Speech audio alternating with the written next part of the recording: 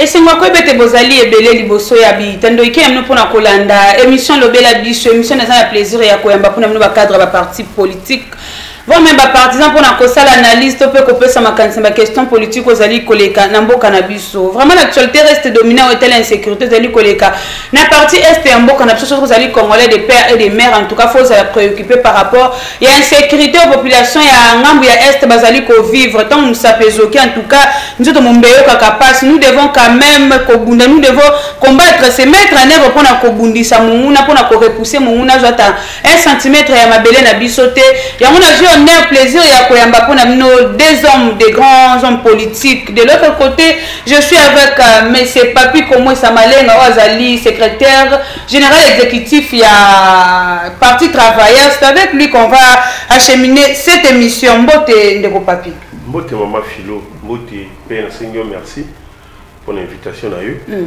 La pesi ko débatteur ngai mona mboka la pesi Mbote la pesi ba onyoso baza ba simbi technique kuna la pesi ba Mbote la pesi honorable Richard Ndambu et pas Yazali la pesi Mbote ba cadre nyoso ya ATC Alliance des travailleurs du Congo la pesi ba mama ya Ngalema Lukunga Mobimba Mbinza zone bana Kinshasa bana Changu bana DGC bana Lisekin université chrétienne de Kinshasa la pesi bino Mbote na ebi que à chaque fois ba na invitation pour nous obéter les solo en mboka à moins que ça va empêchement mususu au italika makambo intérêt en mboka na yaka toujours pour te partager to tonga pour to tonga ekolo comme la biso pour biso nyo sonde toza boye à part et l'homme mususu toi non en commun à part Congo et l'homme mususu toza non en commun exacté donc là moi je crois que je parlerai toujours de l'unité et de la divergence de la l'unité. Point de vue et ça pour tout tonga. Donc, encore une fois, de plus, merci mon film. Merci beaucoup. De l'autre côté, je suis avec M. Alphonse Lomassa, qui est cadre de l'ensemble pour la République et à Mwanamboka, Moïse Katumbi. Mbote, M. Alphonse. Mbote, madame journaliste. La PCP, Bandeko, Bazolanda Bisso, Bisika Nyoso, Beni, Butembo. Na Bandundu, Congo, Maniema, Nord Kivu, Sud Kivu, donc na zopesa bango mbote elongo na secrétaire na biso Bolenge Tenge na zopesa mbote donc tout nyonso à partir na biso ensemble pour la République na zopesa bango mbote elongo na co-débatteur nanga Papi PCP mbote na madame Philo. Merci beaucoup. Merci beaucoup to banze pa na ndeko Alphonse Lomassa par rapport toi au perception makanisi na ndengo landaki discours ya chef de l'état tant chef d'état ko benga na solidarité puis na mobilisation générale. Merci beaucoup pour la copie Sanga Maloba pour la discours et chef de l'État Oyo Atenaki Yango adresse à la nation. Bon, chef de l'État a Zoaki Maloba, le la constitution pour Moubeko Zopesae, Mitindu ya Koloba, ceux qui est sécurité, ils ont mboka, ceux qui mboka, ils ont agressé, ils ont obligation légale ya ko tenir. Mais par rapport à la discours et chef de l'État, à l'égard de l'insécurité dans le Canabiso, comme analyste politique, membre de Ensemble pour la République, à mon avis, le discours du chef de l'État n'était pas tellement clair, vu beaucoup d'années que le Congo Nabiso est agressé. Le Congo Nabiso est agressé à plusieurs décennies, alors que tu as déjà Mongo Nabiso, tu as n'a beaucoup de rapports comme rapport mapping et tant d'autres. Alors il a fallu que le président de la République du fonctionnement et la magistrature suprême devaient tenir un discours clair, c'est-à-dire déclarer la guerre contre l'ennemi qui a été déjà détecté depuis des décennies. Donc on a que discours chef de l'État ils ont vraiment attente à la population parce que la population est déjà que Namboka Nabiso ndenge toza na ba frontière na biso et que toza agressé na Rwanda auto yebi déjà que azo travailler dans sima M23 il a fallu que les garants du fonctionnement les garants de la nation le magistrat suprême devaient tenir son discours pour na koloba ko yebi sa ba congolais que non mobilisation oui ils a bien mais to téléma to combattre directement et facilement ennemi au hasard. Pensez-vous qu'on doit faire la guerre sans se préparer? On doit quand même se préparer en conséquence. Ça va y avoir la guerre, moi, madame, merci pour la moutouna. Nous, Congolais, nous avons toujours été déjà préparés. Au moins, ceux qui sont armés, ceux qui ont recruté des jeunes, donc nous avons un armement très solide. Chaque fois que tu as na Congo, l'armée a déjà préparé. Donc, tu as attendre à toute agression. Parce qu'on ne peut pas attendre l'agresseur nous attaquer pour dire que non, tu as préparé. Non, nous sommes déjà prêts. Congo est capable à tout. Il a fallu qu'il déclare déjà tous un moyen suffisant à aborder et puis à prolonger Bitumba à Est. Merci beaucoup Ndeko Papi Naepa. On partait un discours du chef de l'État qui attaque le moyen politique. Comment vous avez analysé le discours du chef de l'État à faire appel à la solidarité et puis mobilisation générale? Le chef de l'État a déclaré déjà sa diplomatie a échoué. Merci maman Philo. Question est très important. Alors, moi personnellement, en tant qu'analyste politique, dans le discours, on a qui clair comme l'eau. Discours, on a discours digne d'un père de famille. Discours digne, il y a commandant suprême, il y a commandant des armées. Hein, maman? Oyebi, Mboka Bisso, nous avons été en guerre depuis longtemps. Ok? Quand bien même on a eu à sous-estimer Félix Tshisekedi, c'est un civil, militaire pour toi, qui awa, militaire à 18 ans, tout ça. Alors, Félix Tshisekedi, moi j'ai toujours dit ceci, et c'est l'impression que j'ai. Félix Tshisekedi, Azalokola, enfant testamentaire, il y a Moussé Laurent Désiré Kabila. Pourquoi? Idéologique, bon, point commun là-bas, on a comprendre que c'est des nationalistes. Bateau à Nimboka, bateau à couper sa vie dans pour Mboka. Je crois que Mokonzi à Mboka, Félix Antoine Tshisekedi, a lobby la biso boé. Ton mettre ma divergence na biso de côté. Il y a un monde à l'ingaki koloba. Message n'est clair à qui en wana. Tous à roi mutu moko. Vous comprenez maman? Na otaki koloba na bande l'émission on a lobby. Na pas si mboté parce que et l'autre, ils ont sangé sa bissonnion sur les abouilles. Tout ça peut-être le groupe sanguin mon côté. Tout ça peut-être l'électrophorisme mon côté. Mais tout ça le moka moko. Ça dit quoi? Ceux qui bat Congo, Congo central, ils ont touché. Na Kivu kuna, baroyo va pas c'était. Moka, ils ont bisson nous autres, ça nini, ils ont touché. Le chef de l'État voulait tout simplement dire par cet appel que mettons les divergences de côté. Tout ça va avoir tout moko. Tu as besoin d'agresser Bissot. Tu as soutenir la FRDC la Bissot. Au début, la guerre, il y a Kala, ils ont qui sur le plan, il y a armement, Batandi, Bamindou, qui n'a pas guerre et bandit. Mais actuellement, il y a les propagandes, il y a les réseaux sociaux. Guerre, nous net la guerre médiatique, tout ça. Les réseaux sociaux est commis qu'on travaille terrain. On s'en comprend, maman. Alors, il faut qu'on soit vigilant face à ça. Je ne crois pas que le chef de l'État a bangaï kolbaki tout dans la guerre. Parce que nous avons vu déjà ma manœuvre militaire, Sanini, et Salima. Nous avons vu la réponse. Moi, 2-3 jours, et l'autre Salami, na Ruchuru, na Bunagana, na Kiwanja, Makamo et l'équipe. Bunagana n'est pas encore récupéré, malgré toutes ces manœuvres. Il y a un lobby qui a eu les bandits. Tout ça, commentaire, il y a des réseaux sociaux, tout ça, commentaire. Parce que le troupe sur le terrain, nous avons des gens autres, sur la bango. Situation est ça autre. Vous comprenez? Ce qui est vrai, M23 bazar de bandade. Bazar de bandade. Vous comprenez? Nous, la République démocratique du Congo et les Congolais que nous sommes, tout ça qui a besoin de mettre Bisson en confiance. Peut-être réellement, parce que avec Moutouma en casse, à l'Obakaza, Moutouma casse à tellement la quartier, la coin, Moutouma les gâtés. Vous comprenez? Mais tout a besoin de Moutou indexé. Actuellement, force il y a M23 na rébellion sous et ça sous pendant la casse le roi n'est pas dans karaté. On reconnaît que malheureusement il y a nini congolais sous peut ba accuser c'est ça nini et le président m'a payé. Mais mon contact mon discours na analysaki mettons les divergences de côté, situation est telle. Il a expliqué. Mais le président fait tant de voyages à l'extérieur du pays pour soit disons la diplomatie, il a même diplomatie aussi agissante, mais le chef d'État a déclaré dans son discours qu'on a tout fait, mais c'est comme si la diplomatie n'a pas joué, où le chef d'État a avoué déjà son échec par rapport à la diplomatie. Non, ce n'est pas ça. Au moins, traitement de la maladie, ils ont un niveau de dose. Vous comprenez, maman? Traitement maladie, ils ont un niveau. La RDC, la République démocratique du Congo, ils ont tellement de secteur prioritaire. Vous comprenez, tant que vous saisir l'occasion là. problème tel, on en parle. Problème tel, on en parle. On comprend? Ouais. Oui, c'est à poser Bajalo. Parce que dans l'émission, tu es sans ignorer que Mboka la République démocratique du Congo, tout ça qui est pratiquement absent. La concierge, il y a la nation. Tout ça qui est pratiquement absent, tout ça qu'on le battait. Mais les gens qui ont quand même les Cambo, ils ont respecté Bisso, ils ont capé Bisso.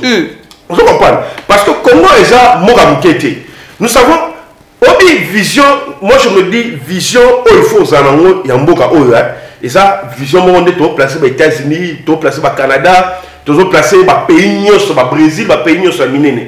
Pourquoi? Parce que notre pays regorge de richesse. Même sur le plan, il y a Batou. Nous avons des gens au Bazar Mayele. Vous comprenez, maman? Il suffit qu'il y ait remettre dans les conditions. Il suffit d'avoir une gouvernance. Vous comprenez, maman? Pour la Mboka est décollé. Vu ma matière première, nous sommes la convoiture du monde. Alors, par rapport à ça, ça ne sert à rien, il y a se renfermer sur soi-même. Il faut s'ouvrir, mais au lieu que le pays l'objectif, au placer les barres de façon que c'est ce qui s'est fait. Nous sommes dans le Mboka, dans la réunion, à gauche, à droite, toujours la recherche de solutions. Dans des places à certaines personnes, de mauvaises langues, expliquer à l'autre, déplacer, le langage d'Abango. Mais je crois que Félix Antoine Tshisekedi a vraiment le mérite, il y a beaucoup. Merci beaucoup. Je reviens chez M. Alphonse par rapport à la diplomatie, à chef d'État qui a fait beaucoup de voyages à l'extérieur du pays. C'est comme si la diplomatie n'a pas joué. Nous avons pas à l'obéir à Kagame, c'est son frère, mais c'est comme si Kagame devient l'ennemi le plus risé contre les pays de Félix Tshisekedi. Merci beaucoup pour la couper Sanga Maloba.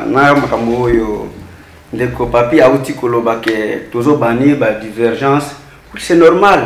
Ce qui mboka eza agressé, toza na obligation ya kozala uni. Mais ce qui toza uni, eza te ke to boya certains principes au cahier de charges et réunissa biso. Ce qui t'aurait peut-être kosunga comme appel na ya Isaac en 2020 que ensemble tous les partis politiques doivent se mettre sur la table ou encore soutenir sa vision. Vous avez qui est longo peut-être pour soutenir. Bon, pour le discours, na diplomatie nae. D'ailleurs, madame, il y a moko à tenir yango devant la nation que diplomatie n'a échoué. Donc, il a fallu donc moment où il y a moko azo avoué que diplomatie n'a échoué, il a fallu qu'il a déclaré directement la guerre contre les Rwandais qui est notre ennemi détecté. Parce que même ce que Lubaki a utilisé une parole ou un langage politique, mais moi, je suis en Rwanda par exemple, parce que tous dans la frontière, Goma na Rwanda, moi, je suis agressé dans tel pays ou tel pays. Parce que nous sommes en train de nous marier. Il faut qu'on souligne ça. Parce qu'il y a des Congolais qui marient des Rwandais et des Rwandais qui marient aussi des Congolais. Donc, là, il faut qu'on soit clair que tous a agressé. Imaginez, madame, on peut faire un exemple clair et sociologique. Ceux qui voisins n'anga agressé ngalelo, na lobi bana mufana kimia agressé bisono. Mais ceux qui que papa telemi bana, non, nous voisins chaque fois nous attaquent. Le leçon qui nous allons faire face contre eux. Donc au moment où bana pe ba kozala motivé. Mais ceux qui est chef de l'État à l'objet qui est diplôme ou encore papi auto soutenir l'allégation et chef de l'État. Toujours pour la macamonaïté, mais ceux qui est mon cocutu, azo avoué que sa diplomatie a totalement échoué et puis là il a fallu d'abord qu'il déclare la guerre contre les Rwandais. C'est un peu ça donc on a pas idée on a et puis on a souligné sous voyage où le chef de l'État a effectué. Il y a beaucoup de voyages. Ceux qui sont tanguis, au-delà même il y a 200 voyages. Au-delà, j'estime qu'au-delà. Alors que beaucoup de pays, d'ailleurs, je peux compter les 9 voisins, beaucoup de pays qui l'appelaient ses frères, comme Rwanda, Ouganda, ce sont eux d'ailleurs qui sont les premiers à nous attaquer. Donc je peux dire que non, la diplomatie a totalement échoué. Donc il est normal que notre président de la République et chef de l'État, Félix Tshisekedi Tshilombo, se mette debout pour déclarer la guerre. La guerre n'est pas seulement des armes, mais aussi la guerre médiatique. C'est normal, peut-être, dans les médias que non, awa, toujours mis vanter dans les médias, ou encore doter de moyens suffisants dans l'armée Nabiso, parce que l'armée, même à Talelo, à l'objet qui est recruté un nouveau militaire. Mais est-ce que madame, ceux qui vont recruter les Londres, les militaires bien formés, c'est impossible pour parce qu'il y a des positions stratégiques qu'il faut apprendre à cette jeunesse. Il faut des dispositions, des matériaux donc à transporter. Il faut beaucoup de physique. Donc notre armée est capable. Et puis armée autosanango sur le terrain avec des nominations là, nous sommes sûrs et certains que Tokolongo, il suffit seulement de déclarer la guerre. Par rapport à la solidarité et puis la mobilisation générale, il fait allusion à quoi? Tout le monde de Martin Fayulu qui appelle à l'unité nationale. Pensez-vous que l'unité nationale faite par Martin Fayulu, c'est déjà un dialogue et un politique autour d'une table pour trouver des solutions concrètes concernant l'insécurité de l'Est? Madame, ce qui t'a agressé dans le cannabis et que les leaders politiques ont une initiative. Je peux saluer, je ne peux pas dire que Martin Fayulu, c'est un opposant, mais il a certains arguments et puis il est un politique de talent, de haut niveau, de haute facture. D'ailleurs, on a unité parce que nous, comme mon co-débatteur venait de souligner, nous avons qu'un seul patrimoine commun. Qui est divisé même à ta seconde, beaucoup centimètres, beaucoup il y a biso. Ce qui est pour na elongo na mboka na biso et que to batilango na ba circonscription nyoso oyo eza limité na mboka na biso ba province ba rivière. Tokoki kusangana to pesi idée, mais ce que nous sommes en train de déplorer jusqu'à la preuve du contraire est que ceux qui toye couper sa unité toye ko sangane na table parce que dans une négociation il faut seulement des accords. Mais ceux qui que ces accords ne sont pas respectés, madame, là ça devient un peu donc d'une mauvaise politique. Donc il faut, même si Batoubakoya, parce que nous avons besoin de soutenir le pays, nous avons besoin de sauver le pays qui est le seul patrimoine, mais il faut quand même pour tout tenir un respect, il y a un engagement. Merci beaucoup Ndeko Papi, je reviens à vous partant. Il y a des demandes, il y a Martin Fayulu à l'unité nationale. Pensez-vous que Zali sortent de demander les dialogues avec les pouvoirs actuels et pensez-vous que c'est probable de faire les dialogues tandis que notre pays est à l'insécurité totale? Merci maman pour la question. Mais je tiens à préciser pour le co-débatteur en Angaï. Il n'y a aucun pays au monde. On peut voir depuis la nuit des temps, depuis l'histoire de Mokili, nous n'avons aucun pays au monde où il gagne guerre dans Massassi. Moi, il a gagné guerre dans Massassi. Ça dit quoi? Les fronts diplomatiques étant notre front. Vous comprenez? Ça veut. Pourquoi ça veut dire diplomatie? J'ai vu le président angolais. Le président Angola, c'est-à-dire que ça n'empêche pas que tant que diplomatie ça n'empêche pas que l'armée ait la force de frappe, elles sont dissuasives, elles sont persuasives, elles ont empêché à monter. Vous comprenez, maman? Diplomatie est la force nous sous. Et quand ça là, côté de l'Osala, mais pour nous, j'ai suivi le ministre Patrick Mouya, le Biboye. On ne va parler que si les rebelles M23 vont libérer la portion de la terre, va occuper qui. Vous comprenez? La guerre se passe dans le front ébélé sur le plan médiatique. Et puis je tiens à les rappeler que le ministre sectoriel, le président de la République a repris sa... C'est une guerre, on peut faire sa stratégie au sein du discours en direct de la télévision, on peut faire sa stratégie sauter.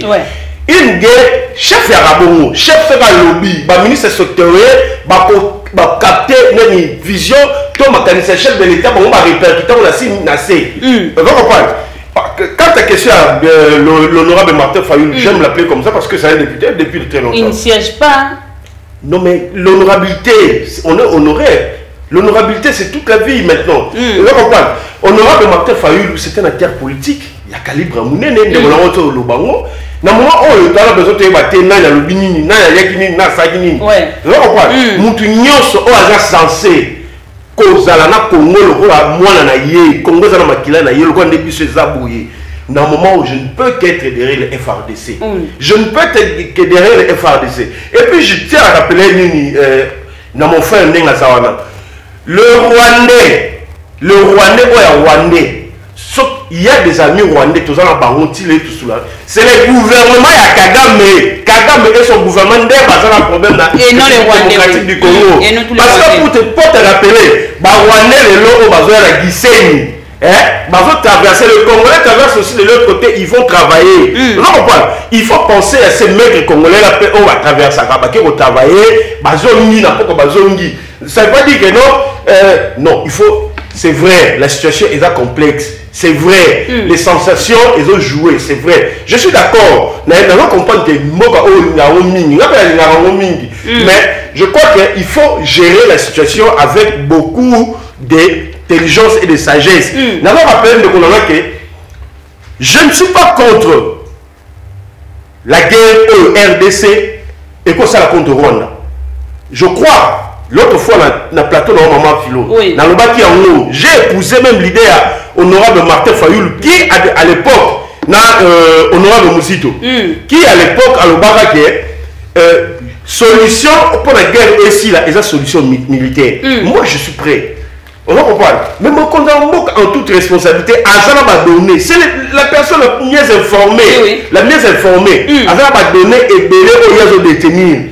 Azana conseil à sécurité. Et ça, c'est les chefs d'état-major, lui-même, il est le commandant suprême. Lui-même, il a vu l'armement. Il a listé. Lui-même a tout ça. Lui-même a parlé profondément avec ces jeux, avec nos autorités militaires. Ayebi, quand est-ce que peut-être le moment opportun, mais je ne crois plus que la République démocratique du Congo avait sur la défensive maintenant. Mais moi, on demander l'unité nationale ou la solidarité nationale. Franck John s'est posé même la question de demander comment nous allons nous réunir autour d'une table tandis que l'IDPS continue à injurier les opposants, les opposants chaque jour. Pensez-vous qu'on a besoin d'un dialogue avec les politiciens? On a fait du dialogue dans ce pays. Nous sommes africains. Maman Philo.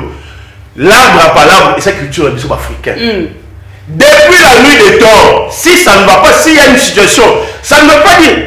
Moi, je ne suis pas de l'IDPS. Oui, je suis. Il y a Nini. Mais la culture là, ça fait partie de la culture depuis quand? Ça fait partie de la culture. Le monde avec nous partage un gâteau, chacun avec son agenda. Mais justement, est-ce que tu n'as pas constaté que tu sais qu'il y a du pouvoir, tu sais qu'il y a différents pouvoirs, il y a Kabila. C'est différent. C'est différent. Tu sais qu'il consulte, tu sais qu'il peut aller vers toi, parler avec toi, c'est ça la République. Pourquoi? Parce que tu as simbi à Motouya, et ça moka à Congo, il faut te battre longtemps, tu as un biso, tu as un biso, c'est ça le ça.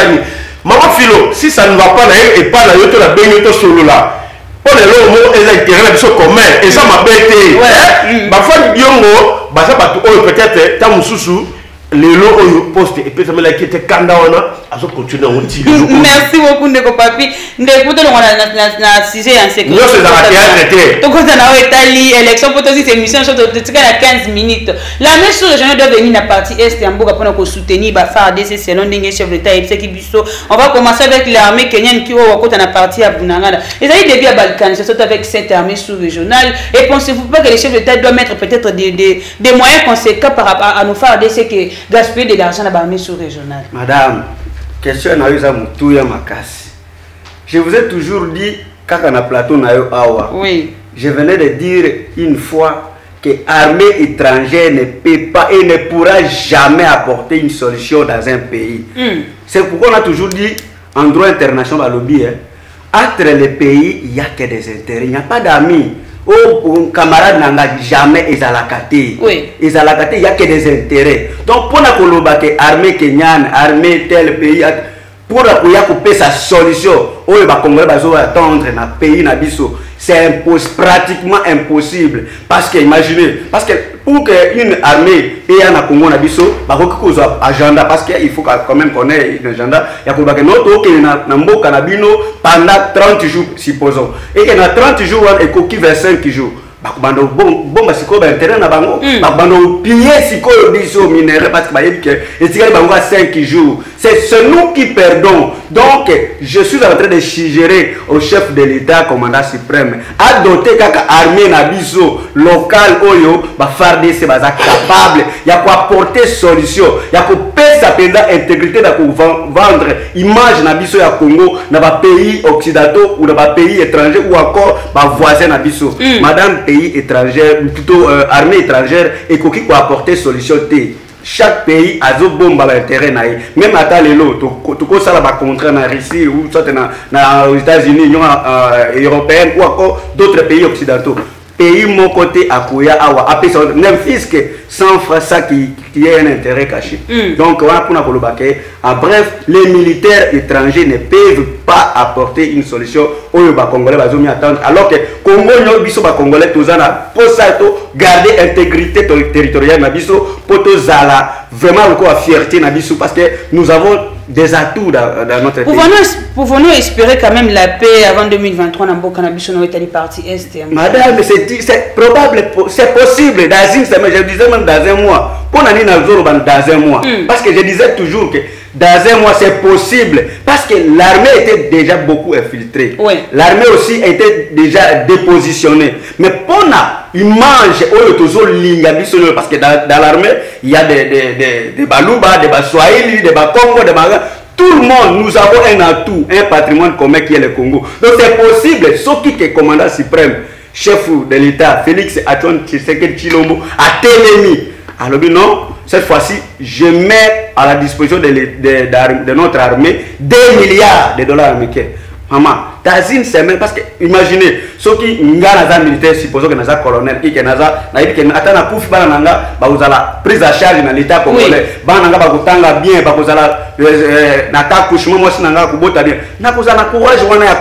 bien, et puis négocier. Merci beaucoup. Et le chef de l'État disponible pour l'armée et tellement motivé. Moi, je commencer pour quitter tout ce qui c'est une question il y a insécurité à mission régionale de la partie est et en Bokanabiso pour soutenir FARDC. Vous ne voyez pas que ça dit début peut-être il y a balkanisation parce que chaque armée est nigérienne en caché et nos FARDC aura quand même la maîtrise pour contrôler l'armée sur pour soutenir Baron. Merci maman Philo, merci pour la montée nayo. L'idée à force régionale, je n'ai pas épousé cette idée. Oui. Moi personnellement, en tant qu'individu, je n'ai pas épousé cette idée. J'ai eu à parler avec M. Claude Ibalanki. Quant à ça, la solo a expliqué j'ai compris de la manière un peu la plus claire. Balkanisation, non. Non, la balkanisation, je ne crois pas parce que tout pour aller FARDC. Mais je tiens à dire au chef de l'État comme mon frère de l'autre côté, le mieux serait de mettre à condition favorable nos FARDC, les vaillants militaires, qu'on tient le service à renseignement à Bisso, qu'on mette dans des conditions. Vous comprenez? Parce que, quand bien même ces forces-là, peut-être la durée, peut-être la mission, il y a durée déterminée. Après ceux qui accueillis, il faudra, sur certaines positions où il faudra que partir, puisque c'est une partie sensible, nos FARDC, comme il faut. Il faut pas avoir des conditions sur ça, il faut pas avoir des conditions. Maman, pas avoir des conditions pour faire face à l'agression là. Parce que, on me dit, le mal à Congo c'est quoi? Nous n'avons pas des amis sincères. C'est ce que nous devons comprendre. Nous, Congolais, nous devons comprendre que ceux qui viennent à côté de nous, ils viennent pour tout ce que nous on a. Vous comprenez? Bien qu'entre amis, entre pays, il n'y a pas d'amis, il n'y a que de l'intérêt. Mais il y a d'autres gens à qui on a tendu la main. Netika Rwanda, par exemple, Rwanda, les réfugiés n'étant pas quand c'est ce qui n'est pas période de conseil qui va au même cambo babanda inongo il y a un nyalo baboyi na eloko nyonso désormais nous devons être regardants, nous devons être vigilants parce que Congo le mal c'est que nous n'avons pas des amis sincères. Même les États-Unis ce ne sont pas des amis sincères. Pour preuve, vous avez vu Tabaké voter pour la République démocratique du Congo. Vous avez vu les États-Unis ont voté, même la France. Nous n'avons pas d'amis sincères, malheureusement. Donc, Congolais, il y a une mobilisation. Tout le matin, il faut la mise. Musée qui n'a jamais trahi le Congo. Moi, je pense que ce n'est pas républicain. Oh, le Congolais, il faut en ce moment, maman journaliste. Ça ne sert à rien. Il y a certaines presses, les spécialistes à M23. Après, ça a donné une information. Au détriment de FARDC, il y a un baboui. Ne jamais trahi le Congo. Et ça pacte républicain pour l'Aïe. Il faut que nous puissions Simba, mon côté, à tête était Nyamboka Tamke et qu'elle n'est pas Mouna. Moi, Nyamboka Papi, comme moi, avant de chiter avec vous, Ndekombo soit président de l'Assemblée nationale, moi, Mikolo Lega, c'est que à ce qui va y députés quitter des groupes armés. Mais pourquoi ça attend, pourquoi ça prend du temps pour que les Ndekombo soit quand même liste de députés bazali na groupe rebelle na parti est et Mboka nous pour te procurer s'en charger na ba on te trouver quand même une solution. Vous avez mieux placé, il faut que ça puisse information là au pays au commis mais c'est moi surtout le Kokutana a expliqué s'il a des éléments quant à ça. En tout cas, je ne sais pas ce qui est vrai. Pas seulement les députés dans Bissau. Dans la classe politique, nous qui sommes dans le groupe, il y a des réseaux sociaux et belés. Tout ça comprend que Mboka na Bissau est infiltré. Beaucoup de plans. Il y a des gens au bazar qui déjà vont là que L23 tant qu'on anéantir, bon ça coup d'état là bon on va faire pour anéantir, ça va poste. Mais toi ça va pas la muka et vous avez sous bon côté. Bala vous avez sous bon côté. Mais c'est morceau il est ayebi. Le niveau là il est à côté nous propos quitter les groupes armés car par plaisir té. Tant on le dit Kambo ayebi, il a des informations que là dans côté. Vous comprenez maman. Donc je crois que les moments opportuns, ou bien ils ont déjà saisi ces gens-là, ou soit Batouana, Batiki déjà, ce qui est vrai, la situation est évoluée Makasi. La capacité de nuisance, c'est la rébellion aux Est, sur le talibien et ça pendant soutien. Pour aller sur mais si je crois que pour Azwa, à comment battre ma taille, est-ce que Bazo Azui Akimi. Moi, je ne suis pas vendeur de l'or, premier producteur, nous sommes aussi là. Merci beaucoup. Merci beaucoup, Ndeko Alphonse Lomassa, le président Bossa Denoussa qui va y député Bazali na basime groupe armé. Jusqu'aujourd'hui, comme on est de côté, le procureur n'est pas saisi. Que pensez-vous de ça? Merci madame pour la mutuna nayo. Nakoloba pour la question ana. Monsieur Mbosso Kola, président de l'Assemblée nationale, a certaines informations fiables et vérifiables. Mais ce qui est Azobombabango, c'est notre pays qui est trahi. Donc il a fallu d'abord que M. Mbosso saisisse les instances judiciaires pour dénoncer comment il va soutenir les groupes armés. Madame, parce que imaginez beaucoup d'enfants. Maintenant là, mais pour l'intérêt égoïste, pour l'intérêt parce qu'il y a des députés, au lieu que Azake est pour la peuple, pour la souffrance, mais il y a ce maire de troubles, Azo regorgé groupes armés. Donc, le président Mbosso a saisi l'instance judiciaire pour la situation on a à Est et à la rétablir. Et puis, on a souligné pour la même ordre d'idée, pour la saluer, pour adopter la loi Bazuke, bato nyonso oyo ba participant na ba groupes armés ba koki ko intégrer armée na biso wana vraiment c'est quelque chose à féliciter parce que ba sala kan ba idée ya ko loba ke to sala boye parce que même ata il y a même quelqu'un qui peut se soulever aujourd'hui kazara mbongo na ye akotia maye na ye donc à seulement groupe na ye pour agresser pays et ensuite à la ministre à la députée à la mandataire donc wana il a vraiment loi moko il faut tout féliciter. Merci beaucoup. Nous sommes arrivés à la fin de cette émission. Une minute pour clôturer l'émission. Surtout qu'à 5 minutes, nous devons clôturer l'émission. Mon amour a pas pu comment ça par rapport aux élections. Pensez-vous que les élections, si c'est possible avec la situation dont nous vivons? Oui, les élections, c'est possible. Il y aura toujours un mécanisme. Bon, ça, la première élection, ça. Déjà dans une semaine, aussi là parce que dans une semaine 2 semaines frappe il y a FRDC mais on est important mais où je crois que aux autres préoccupés pour le moment c'est l'intégrité territoriale parce que il y a nos frères et sœurs ça qu'on a contraire et place tout le monde les cas Zakimiate biso tozaki à la Kinshasa la plupart il y a des néosologues au bassin dans les réseaux sociaux ça va communiquer ba stratégie guerre ba yebi na ba armement ba yebi ba battre ma licence kaka na internet ba yebi yango mais non ba vivre ngoti je crois que en na 98 tant au musée ba rebelle ba kotaki na aéroport ya Njili bazai côté aéroport rwanda ba bombarder bango.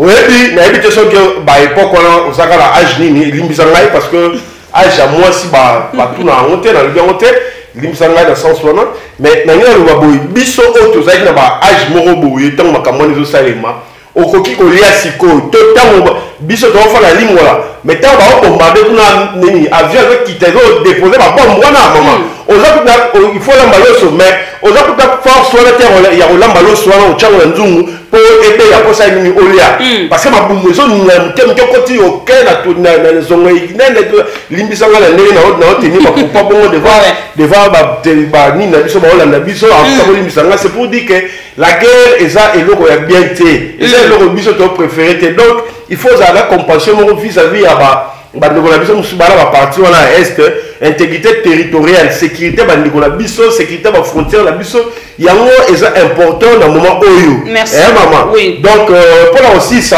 loba na président Tshisekedi nakopesa yo longoni ya mokakoswa oza yo moko te peuple congolais nyonso soko oleki partout peuple congolais nyonso aza na nsima na yo donc ozala mawa te eloko mwa mabe ekomela yo te FRDC biso nyonso toza na nsima na yo na commandant suprême toza na nsima tosoutenir bino toyebi ke tokokenda bino ntina suka biso tokobete momunana hors de temps de nuit. Merci beaucoup ndeko Alphonse dernier mot pour l'émission. Oui, dernier mot na koloba na pesi batu nyonso baza na beni bazo partager souffrance sikoyo Butembo Goma Luchuru nazo pesa bango mbote bozala vigilant bazala calme armée na biso eza forte to reporter victoire wana mais pona koloba makambo ya élection na 2023 bon tous on a vraiment volonté de libérer à moi Mboka Félix Tshisekedi Tshilombo avec des initiatives même à institution habilité à organiser ba élection seni pour nazomona que soki te azaki na idée à organiser ba élection il a fallu qu'il déclare l'état de guerre parce que dans l'état de guerre ou l'état d'urgence des lois ezopekisa kosala ba élection mais le coup a déclaré en côté to moni que vraiment azana volonté wana ya kosala sa élection et kozala transparente apaisée crédible. Merci beaucoup parce que nous ensemble benda beaucoup Moïse Katumbi Tshako président nanga mbote Francis Kalombo ba kozanga nyoso ya parti na lopo sa bango mbote donc merci beaucoup. Bozana na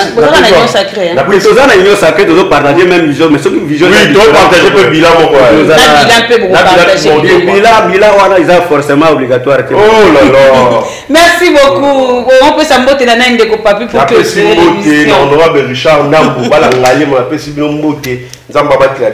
Merci beaucoup, nous sommes arrivés à la fin de cette émission. Comme vous avez constaté, le plaisir était pour moi de recevoir pour vous Ndeko Papi Komwe Samalé Mwazali, secrétaire général exécutif, il y a parti travailleur. Et puis de l'autre côté, je suis avec M. Alphonse Lomassa, Mwazali cadre et ensemble pour la République Ndeko Moïse Katumbi. Merci beaucoup, une équipe costaud accompagnant mon colonel sur l'émission. Ndeko Jamayasina, si ma caméra petit mais costaud, Papa Gaston à montage, Ndeko Trésor, il y a la réalisation, notre Dipro, notre DG Bambote. Bisira Ozali, Tokutana Mbalasima, peine invité à Sika pour la émission. Le Belabiso, au revoir.